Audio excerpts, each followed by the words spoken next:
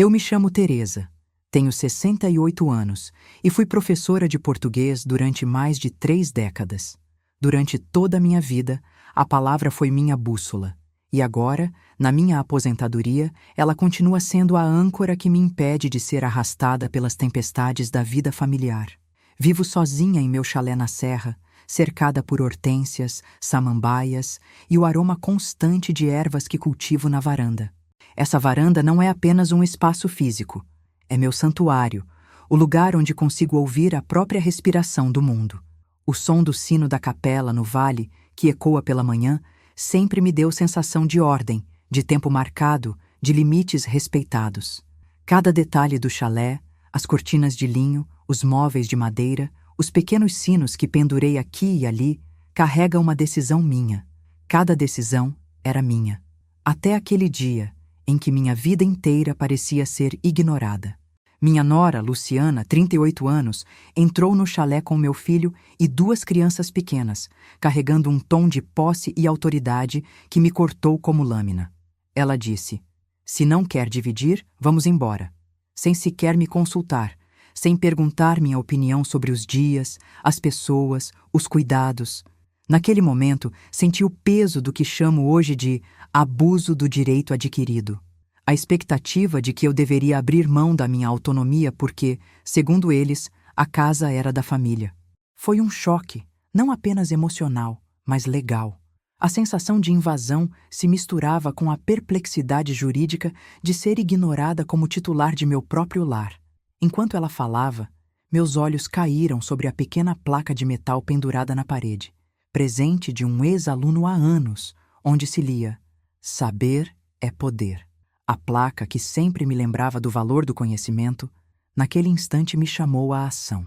Se o saber é poder, então era hora de eu usar meu conhecimento. Não para punir, mas para proteger meus direitos. A frase que se formou em minha mente foi firme: "Família também não abusa." Repeti em silêncio, como se fosse uma oração, um mantra de força e clareza. Olhei ao redor do chalé, e cada objeto me contou uma história de cuidado e escolha. A carpete bordada que comprei com minhas economias, a planilha de gastos que mantinha o controle financeiro do lar, o pequeno sininho na porta da cozinha que avisava quando alguém entrava. Cada detalhe era um reflexo de minha autonomia. E agora, diante da invasão, eu percebi que precisava colocar limites claros, registrar minha casa e minha vontade de maneira formal, técnica, incontestável. Sentada à mesa, com a xícara de chá fumegante ao lado, comecei a rascunhar mentalmente a estratégia. Não seria um ato de rancor, mas de justiça. Transformar a dor em clareza, o sentimento em regras, a memória em registro. Cada frase da futura narrativa seria medida como ponto final de redação bem corrigida, firme, precisa e irrevogável. Era hora de profissionalizar meu limite, de reconhecer que o amor próprio também pode ter CNPJ, que o cuidado com o lar não é obrigação de ninguém além de mim, e que respeito se conquista, não se impõe. O chalé, meus sinos, a placa e até a planilha financeira tornaram-se símbolos desse novo capítulo. Eu percebi que aquele espaço, que sempre me deu paz, agora precisava ser protegido com as mesmas ferramentas que uso para ensinar e organizar: regras, números, clareza e coragem. Decidi que não apenas contaria minha história, mas a transformaria em ação concreta, onde cada decisão seria documentada, cada expectativa clara, cada limite registrado. Eu me senti, pela primeira vez, responsável por converter um ato de invasão em um projeto de dignidade, usando minha experiência, minha sensibilidade e minha firmeza. Não era apenas sobre casa, era sobre respeito, sobre autonomia, sobre não permitir que o amor familiar fosse confundido com exploração. Olhando para a placa e para os sinos, respirei fundo e repeti minha tese mais uma vez. Família também não abusa. O incidente que mudou tudo aconteceu numa manhã de sexta-feira. Luciana apareceu novamente, desta vez trazendo consigo 5 pessoas, 3 adultos e 2 crianças, para ficar 4 dias inteiros no chalé, sem nenhum aviso prévio. Ao abrir a porta, senti o choque do desrespeito pairando no ar. Havia malas, brinquedos, sacolas com comida, até um carrinho de bebê que bloqueava a passagem. Meu coração acelerou, mas a voz que brotou de dentro de mim foi firme. Não posso dizer sim sem analisar os riscos. Não é arrogância, é segurança, é preservação da minha paz. A situação era clara. Risco altíssimo de desgaste físico, emocional e financeiro. Sem planejamento, 4 dias de 5 pessoas podem gerar custos inesperados, estresse, desgaste de utilidades domésticas e conflitos familiares que poderiam se estender por semanas. Comecei a listar mentalmente: água, energia, gás, comida, roupas de cama, limpeza. Tudo sem previsão de pagamento ou sequer consulta. A matemática era cruel. 5 pessoas, x 4 dias, multiplicadas pelos custos invisíveis de manutenção do lar e a pressão emocional que não podia ser quantificada em números. Enquanto observava Luciana organizar os colchões, percebi o contraste entre a informalidade do gesto e a seriedade da lei.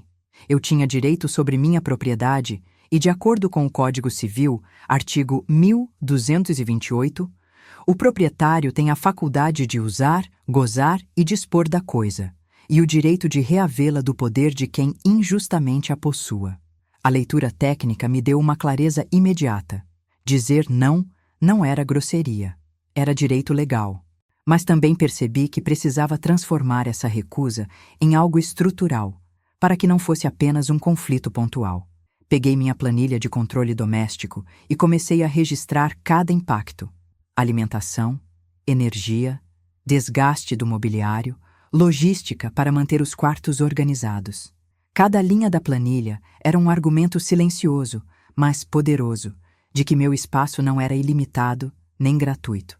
Não se trata de amor contábil ou frieza, trata-se de sustentabilidade emocional e material.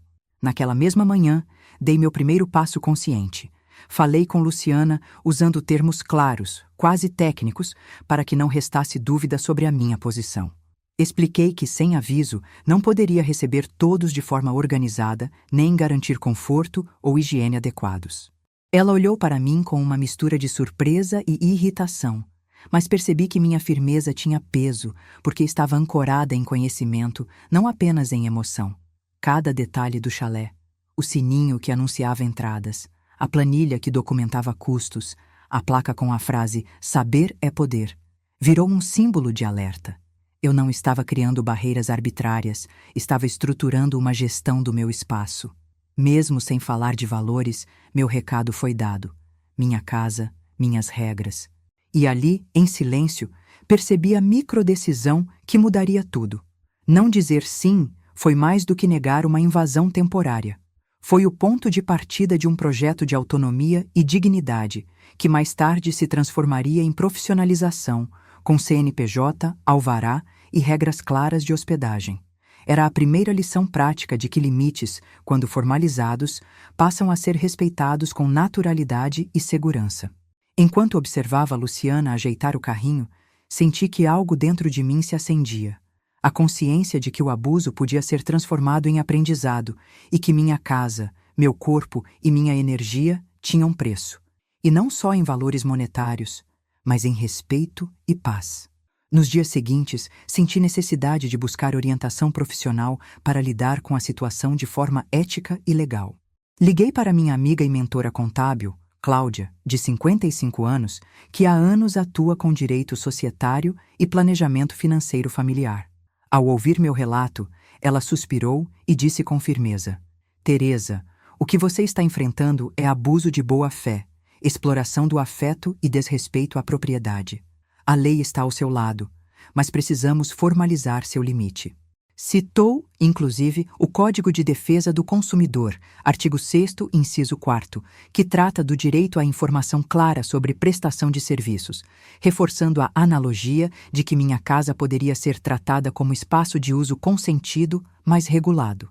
Cláudia me fez perceber algo essencial. Havia diferença entre afeto e obrigação, entre generosidade e exploração. Minha resistência em dizer sim imediatamente não era frieza, era prudência. Ela explicou que, No direito civil, a propriedade garante não apenas posse, mas o direito de decidir quem pode usufruir e em que condições. A invasão da minha casa por Luciana e sua família, mesmo com laços afetivos, configurava desrespeito aos meus direitos. Naquele momento, nasceu a ideia de profissionalizar minha autonomia. Não se tratava de transformar amor em transação, mas de criar um arcabouço que permitisse limites claros.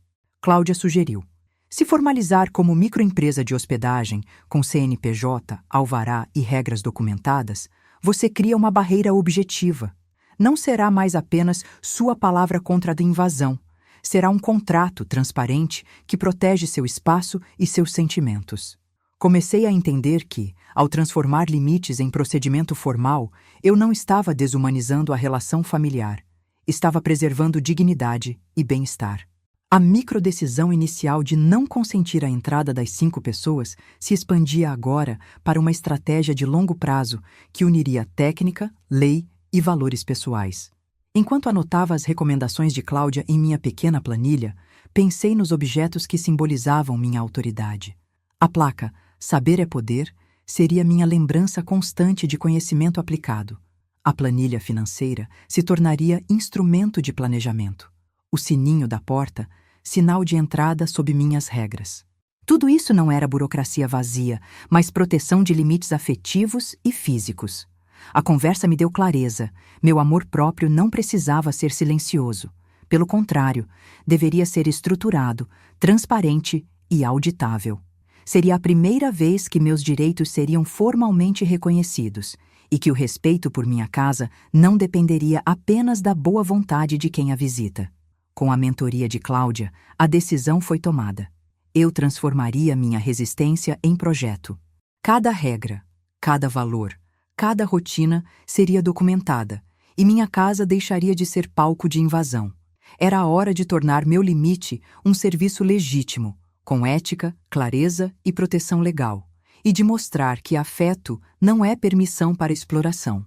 Decidi, então, formalizar meu limite e transformar o chalé em uma microempresa de hospedagem, com CNPJ e alvará. Um projeto que uniria autonomia, ética e proteção legal. Cada detalhe precisava ser registrado. Tabela de preços, regras de convivência, limites de check-in e check-out, normas para pets, restrições de som e danos, número máximo de pessoas por cômodo. A planilha financeira, antes apenas para controle doméstico, se tornou o instrumento central de gestão profissional. Defini a tabela de preços de forma justa, baseada em custos reais e tempo de uso. Diária, R$ 250 por pessoa, limite de 5 pessoas por período, desconto de 10% para reservas acima de 3 dias. Cada linha era cuidadosamente calculada, incluindo custos de mão de obra, R$ 120, e insumos R$ 80, garantindo lucro líquido previsto de R$ 950 por estadia completa. A matemática não era apenas números frios, mas reflexo de planejamento, cuidado e valorização do meu tempo e do meu espaço. O objetivo não era cobrar da família, mas criar um parâmetro que todos respeitassem.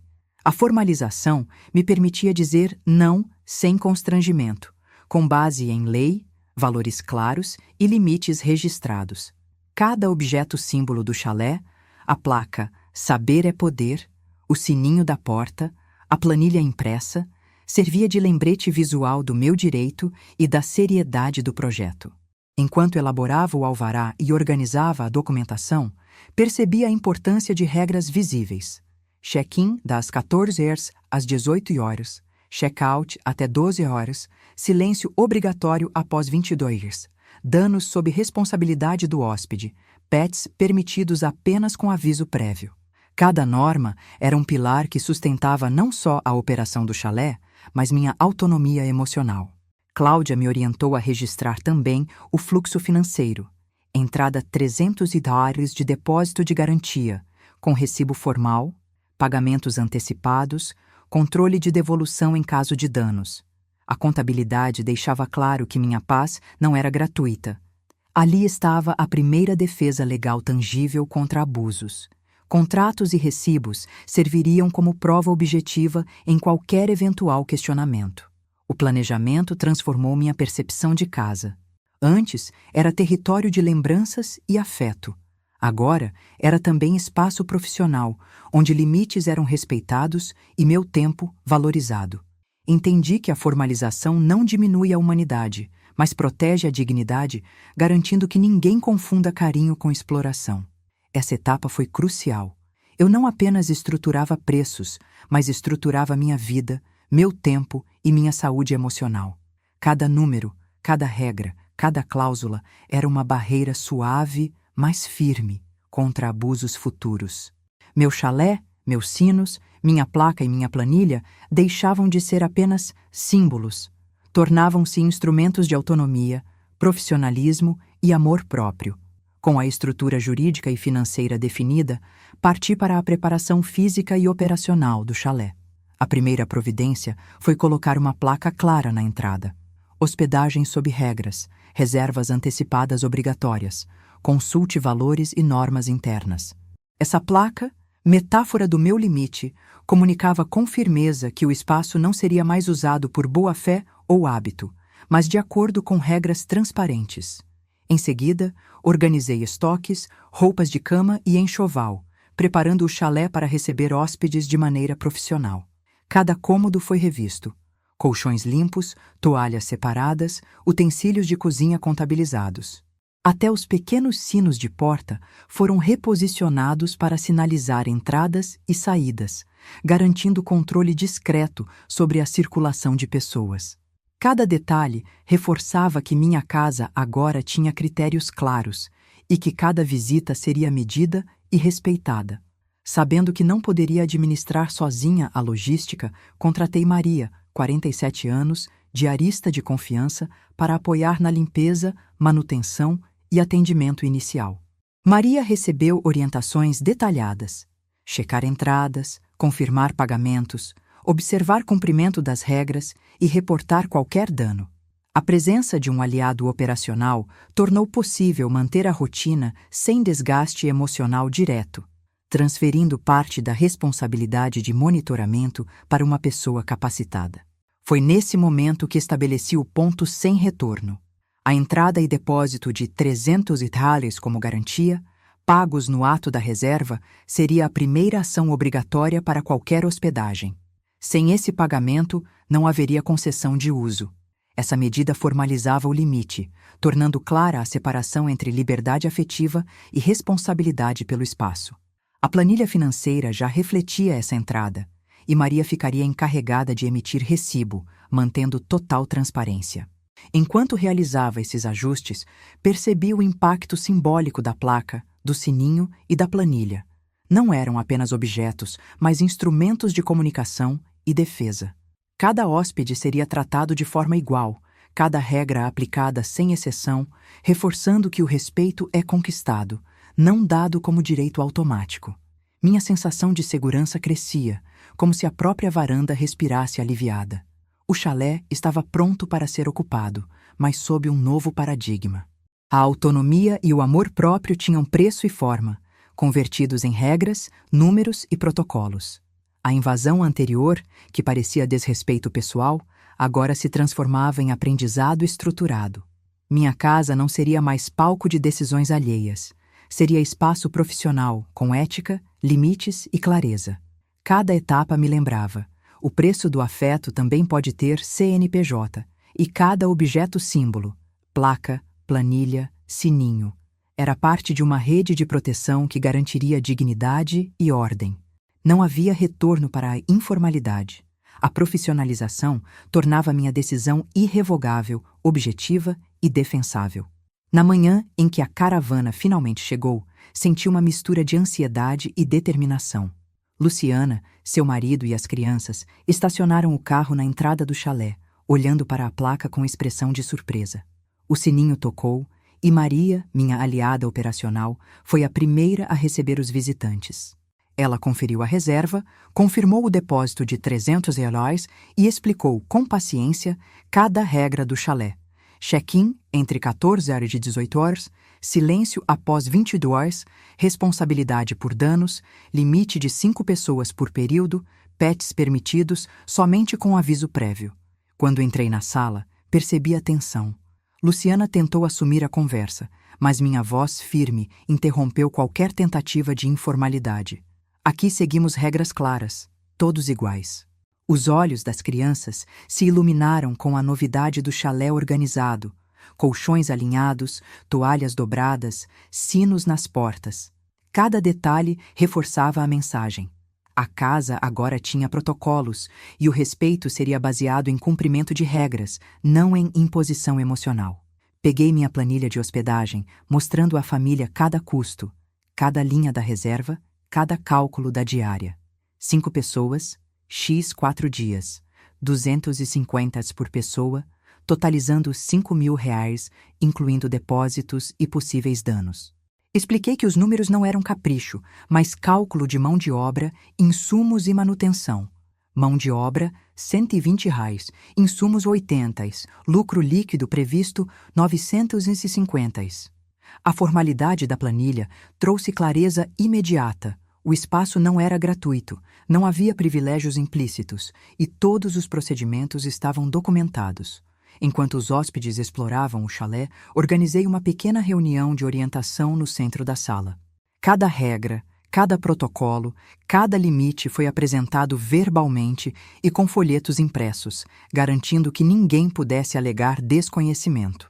O sininho da porta voltou a funcionar como alerta. Entradas e saídas seriam monitoradas, sem vigilância invasiva, mas com respeito à estrutura definida. O constrangimento inicial deu lugar à ordem. Percebi que a profissionalização criava não apenas barreiras legais, mas culturais. A família começou a internalizar o conceito de que espaço compartilhado exige compromisso. Mesmo Luciana, que havia sido a mais resistente, demonstrou sinais de reconhecimento ao ver o controle logístico que antes eu tinha tentado impor apenas com palavras. Enquanto organizava o enxoval nos quartos e orientava Maria sobre checagem diária de depósitos e recibos, senti uma sensação inédita. Cada objeto símbolo, a placa, o sininho, a planilha, transformava-se em extensão da minha autoridade e proteção.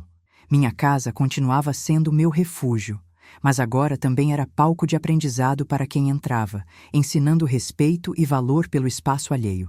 No fundo, compreendi que essa formalidade não diminuía o afeto. Ao contrário, permitia que o amor fosse genuíno, sem confusão entre cuidado e exploração. O chalé, com sua luz filtrada pela varanda, seus sinos e a placa metálica brilhando à entrada, tornou-se símbolo do novo equilíbrio. Regras claras, dignidade preservada e autonomia respeitada. No segundo dia da estadia, um momento inesperado me trouxe alívio e validação. Dona Helena, minha vizinha e referência na comunidade, entrou no chalé para cumprimentar os hóspedes. Ao ver a organização, a planilha detalhando custos e depósitos e a placa explicativa na entrada, disse com firmeza: "Teresa, isso é preço justo pelo cuidado que você oferece. Qualquer outro arranjo seria exploração." Suas palavras ecoaram dentro de mim como confirmação de que a profissionalização do limite era correta. Com essa validação externa, comecei a notar efeito dominó. Luciana, antes impaciente, passou a consultar Maria sobre regras, horários e responsabilidades. O depósito de 300 reais foi devidamente registrado e todos os pagamentos previstos seguiram o cronograma. Diária, R$ 250 por pessoa, 5 pessoas, 4 dias, totalizando R$ 5.000, com lucro líquido estimado de 950 após dedução de 120 de mão de obra e 80 de insumos. A matemática, agora pública e visível, tornou-se instrumento de respeito. Percebi também que a clareza financeira reforçava a percepção de valor do espaço. Cada item, desde o enxoval até os utensílios da cozinha, foi mensurado e documentado. O sininho na porta, antes objeto simbólico, tornou-se ferramenta prática de monitoramento discreto. Entradas e saídas passavam a ser observadas sem constrangimento, e qualquer irregularidade poderia ser registrada imediatamente. O comportamento da família começou a mudar. Luciana perguntou sobre a possibilidade de estender a estadia, mas desta vez seguindo protocolos. Depósito antecipado, consulta de disponibilidade, respeito às regras de silêncio e limite de pessoas. A compreensão de que respeito e pagamento caminham juntos gerou uma rotina mais tranquila, diminuindo conflitos e ansiedade. Durante a tarde, revisei a planilha e notei pequenos ajustes. O desconto de 10% aplicado à reserva de 4 dias, custo de mão de obra 120, insumos 80 e lucro líquido 950. Esses números, documentados e validados por Maria, tornavam o arranjo transparente e incontestável. Cada linha da planilha servia como prova objetiva de que minha autonomia havia se tornado profissionalmente estruturada. Além do aspecto financeiro, senti um efeito emocional positivo. Minha postura firme e transparente provocava reconhecimento, e não ressentimento. O chalé se transformou em laboratório de convivência organizada, onde regras e limites eram respeitados por todos, mesmo com laços afetivos envolvidos. A experiência demonstrou que o respeito não depende de vínculos, mas de clareza, estrutura e consistência. A validação externa, seja de vizinhos, seja do registro contábil, provou que meu projeto de microempresa de hospedagem não era apenas legal, mas socialmente justo. A sensação de dignidade restaurada e limites respeitados me trouxe confiança para continuar implementando regras, controlando custos e garantindo que cada estadia fosse segura, ética e previsível. O preço do afeto havia ganhado forma e reconhecimento, sem perder humanidade. Os dias seguintes foram de prova e adaptação. A rotina no chalé se estabeleceu. Check-in, check-out, limpeza, alimentação, manutenção e monitoramento de regras. Cada hóspede agora entendia que entrar sem seguir protocolos não era permitido, e o respeito começou a crescer naturalmente, sem necessidade de confrontos diretos. Luciana, que inicialmente questionava cada regra, passou a perguntar primeiro, consultar horários e verificar disponibilidade, demonstrando que limites claros transformam relações.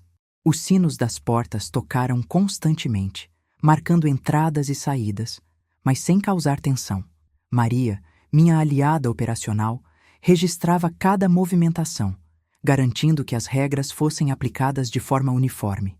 A planilha de controle financeiro, antes um instrumento interno, agora funcionava como relatório transparente, entrada 300 rales de depósito, diária 250 por pessoa, 5 pessoas, 4 dias, totalizando R$ 5.000.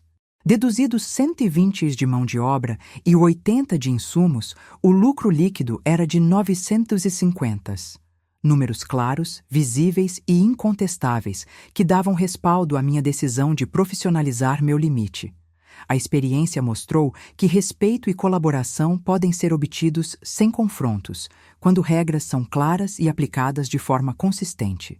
Luciana começou a reconhecer meu esforço, ajudando na organização e até sugerindo ajustes mínimos nas tarefas cotidianas.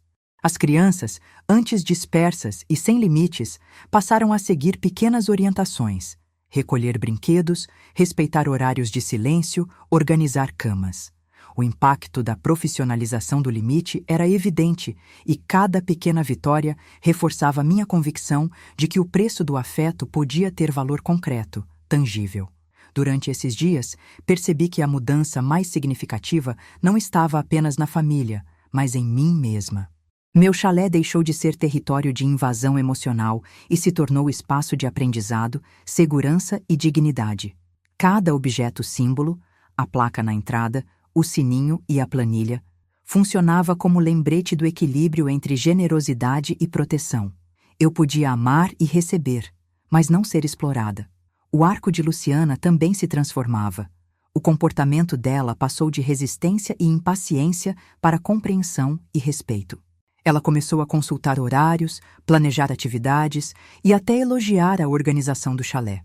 Era a prova de que limites claros e consistentes moldam atitudes, mesmo quando há expectativa de direito adquirido. Essa experiência reforçou a tese que venho repetindo: família não cobra, mas também não deve abusar. Amor e convivência saudável exigem regras, transparência e respeito mútuo. A rotina, com seus números, protocolos e objetos símbolo, mostrou que autonomia e dignidade não precisam entrar em conflito com afeto. Ao contrário, podem fortalecê-lo. No último dia da estadia, houve um momento que consolidou tudo o que havia sido construído.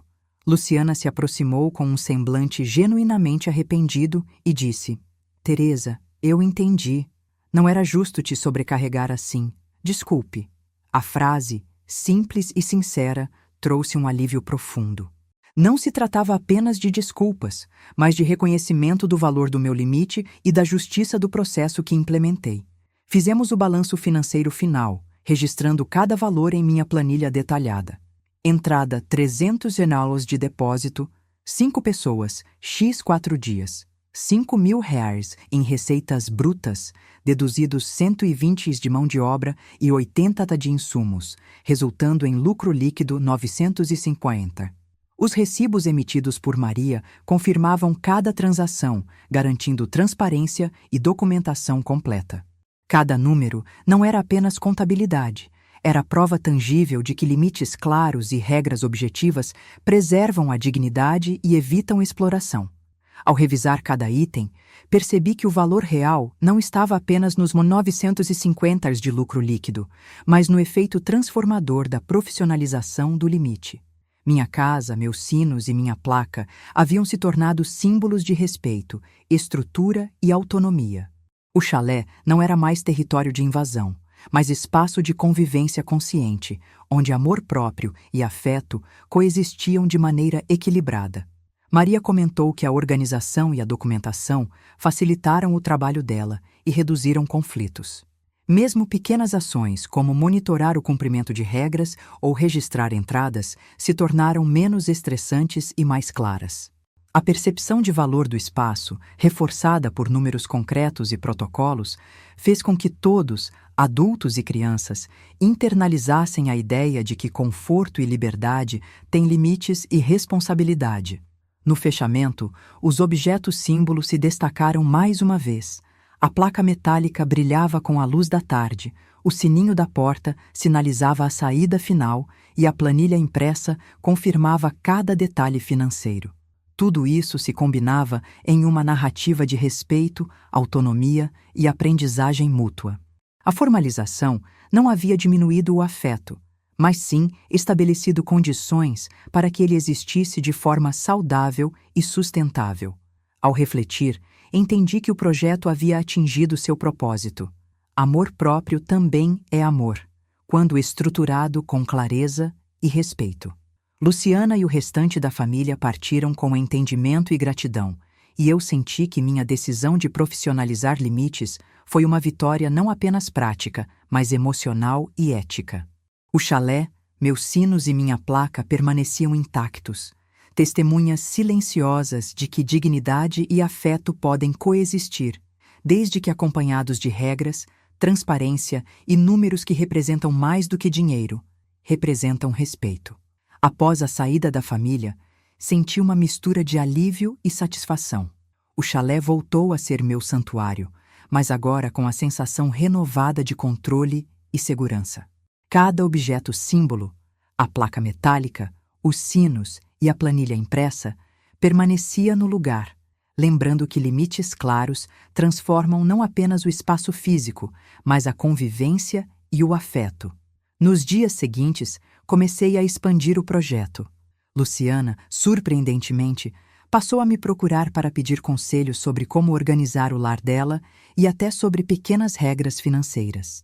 Transformei parte do chalé em consultoria informal, oferecendo orientações sobre gestão doméstica e limites éticos, usando exemplos concretos da minha própria experiência.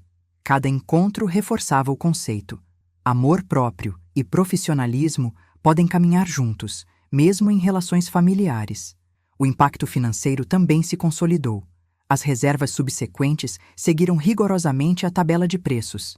Diária R$250 por pessoa, 5 pessoas, x 3 dias, totalizando 3.750. Custos de mão de obra, 120. Insumos 80, lucro líquido, 950. Cada número era registrado, validado e exibido aos hóspedes, mantendo transparência e respeito mútuo.